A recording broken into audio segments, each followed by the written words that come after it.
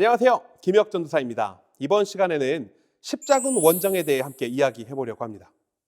십자군 원정 많이 들어보시지 않았나요?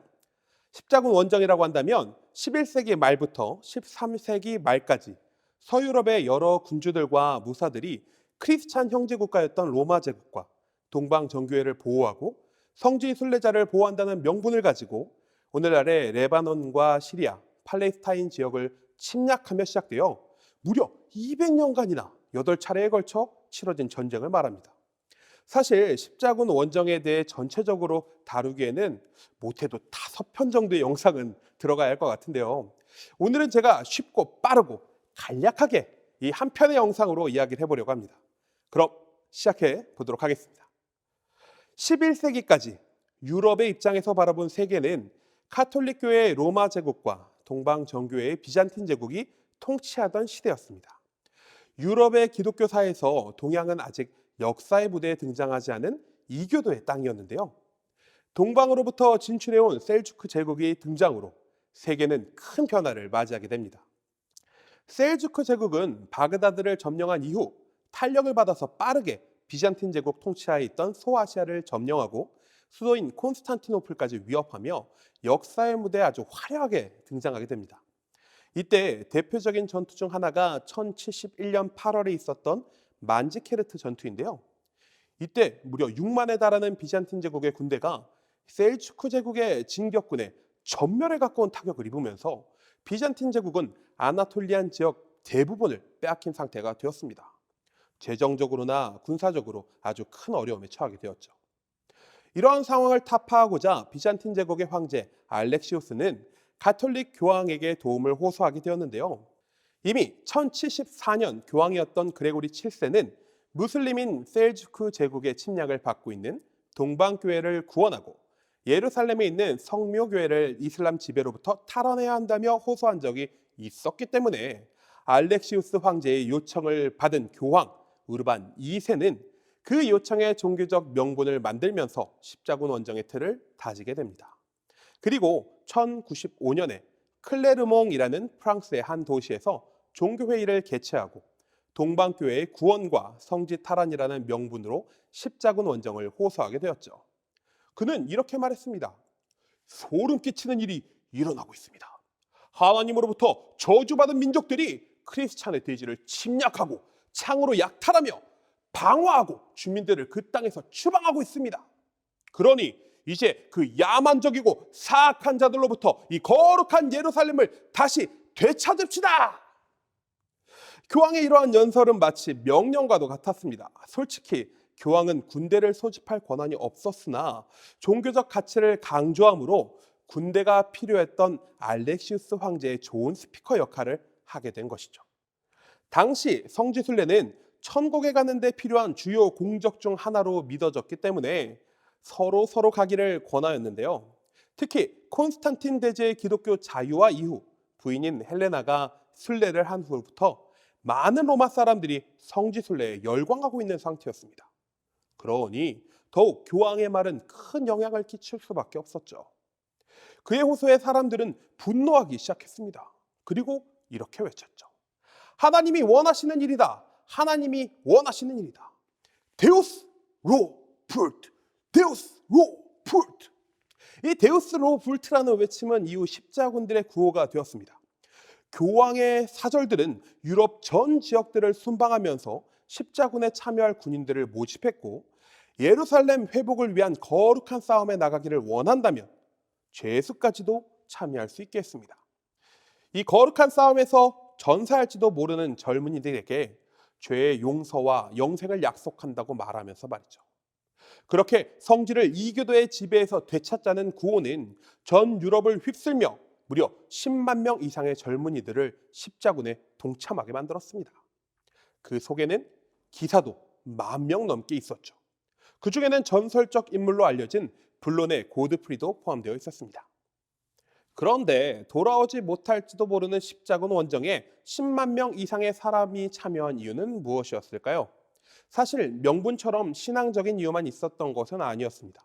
물론 그 중에서는 진짜로 성지 탈환을 위하여 싸우고 주 예수 그리스도에게 불경을 행한 무슬림에게 복수한다는 사명감을 가졌던 이들도 있었고, 비참한 전쟁 상태에서 험한 순례의 길을 통하여 영적으로 새로워질 수 있다고 믿었던 이들도 있었습니다. 거룩한 사명에 참여하면서 죄사함을 받고 천국에 들어가거나 최소한 연옥에 갇혀 있는 기간을 단축시킬 수 있을 것이라 생각했던 것이죠. 그러나 다른 마음을 품은 자들도 많이 있었습니다.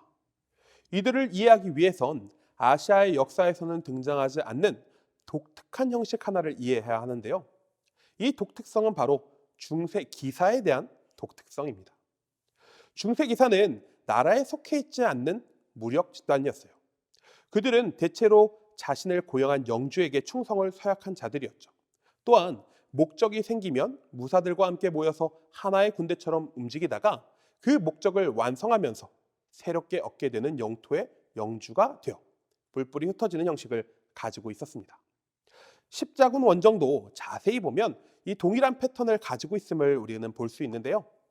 성지를 탈환한다는 목적이 있을 때까지는 한 군대처럼 움직였지만 예루살렘을 정복한 후에는 그 지역의 땅을 여러 지역으로 나눠서 영주국을 세웠고 영향력 있었던 자들이 그곳에 새로운 영주가 되었습니다.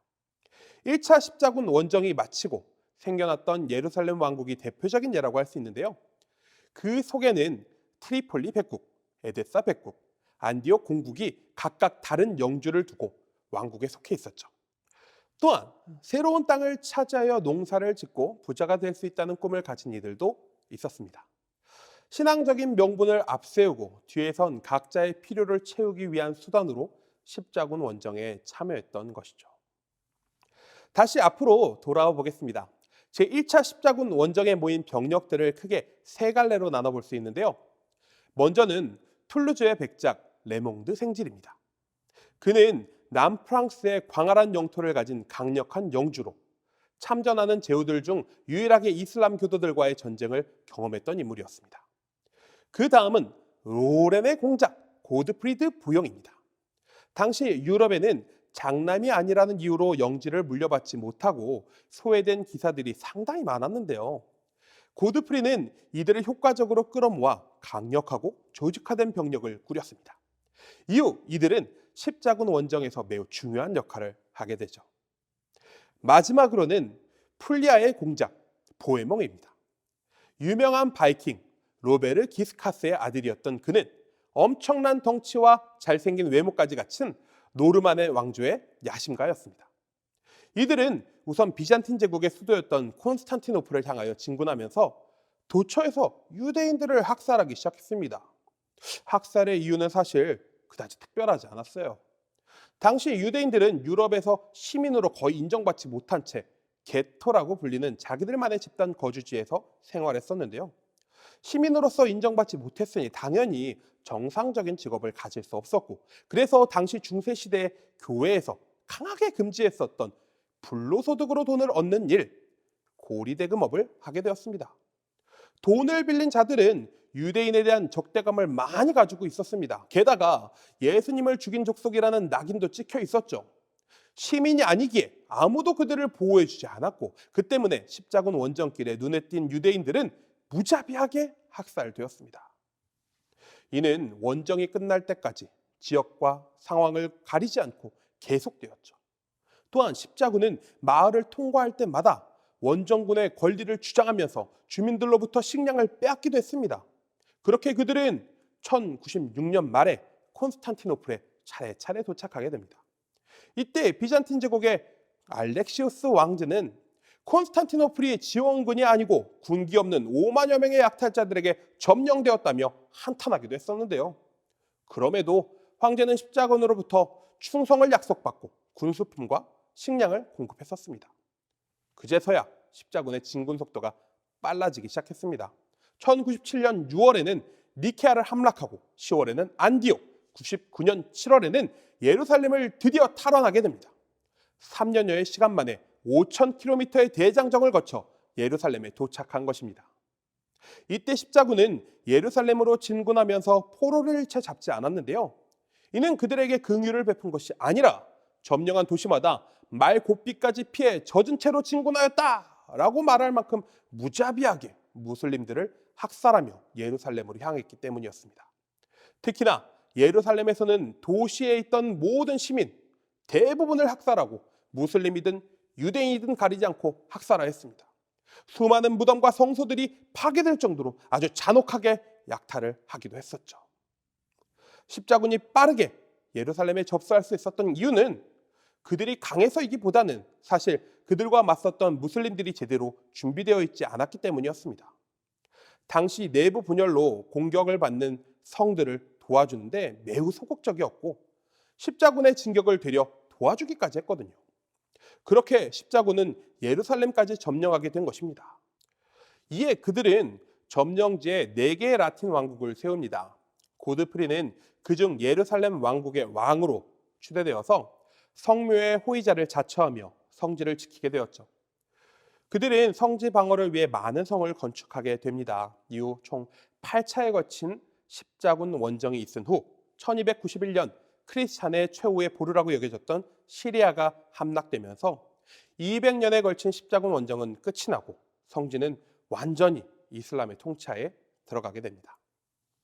십자군 원정. 크리스찬들의 거룩한 싸움이라던 원정은 지극히 비크리스찬적인 시간과 노력의 소비였다고 말할 수 있겠습니다.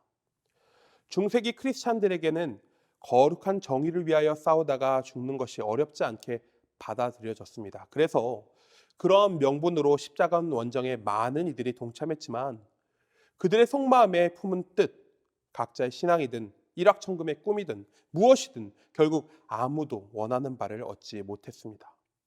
심지어 십자군 제4차 원정 때에는 콘스탄티노플을 잔혹하게 약탈함으로써 동서교회가 완전히 결별하는 계기를 만들기도 했죠. 앞서 말한 것처럼 원정 때마다 유대인들을 무자비하게 학살하는 비극도 이어졌습니다. 물론 무역이 발전했고 유럽의 경제도 발전했으며 여행과 지도의 발전도 이루긴 했습니다. 십자군 원정은 종교적 영역을 넘어서 세계사적으로도 큰 영향을 미친 사건입니다. 그래서 오늘날의 많은 사람들이 십자군 원정에 대한 다양한 분석과 평가를 하고 있습니다. 크리스찬들의 지나친 열광주의와 옹졸함, 그들의 잔혹함을 손가락질하는 자들도 있고 오히려 지금도 중세 십자군이 기치로 삼았던 성지를 무슬림으로부터 해방해야 한다는 생각을 가지고 있는 크리스찬 열광주의자들도 있습니다. 그렇다면 오늘날 신앙을 가진 우리는 십자군 원정을 어떻게 바라봐야 할까요? 누군가는 말합니다. 거룩한 뜻으로 시작된 일의 변질이라고 말이죠. 그러나 자세히 들여다보면 볼수록 제가 느낀 십자군 원정은 처음부터 거룩함이라는 명분만 있었다는 생각이 들었습니다. 물론 자신의 신앙적 이유로 전쟁에 참여한 이들도 많았습니다. 그러나 제가 말씀드리고 싶은 건 알렉시우스 황제가 교황을 비롯한 교회를 전쟁에 활용하기 위해 꾀를 내었고 교황과 그 세력은 전혀 성경적이지도 않고 신앙적이지도 않은 전쟁에서 성도들의 신앙심을 자극하여 그들을 죽음의 자리로 몰고 갔다라는 것입니다. 이거야말로 하나님을 인간의 욕심과 탐욕을 채우기 위한 도구이자 수단으로 사용한 것이 아닐까요? 그리고 그 결말은 아주 참담했습니다. 여러분, 기억하세요. 신앙은 그 본질을 잃어버리는 순간 비극이 시작됩니다.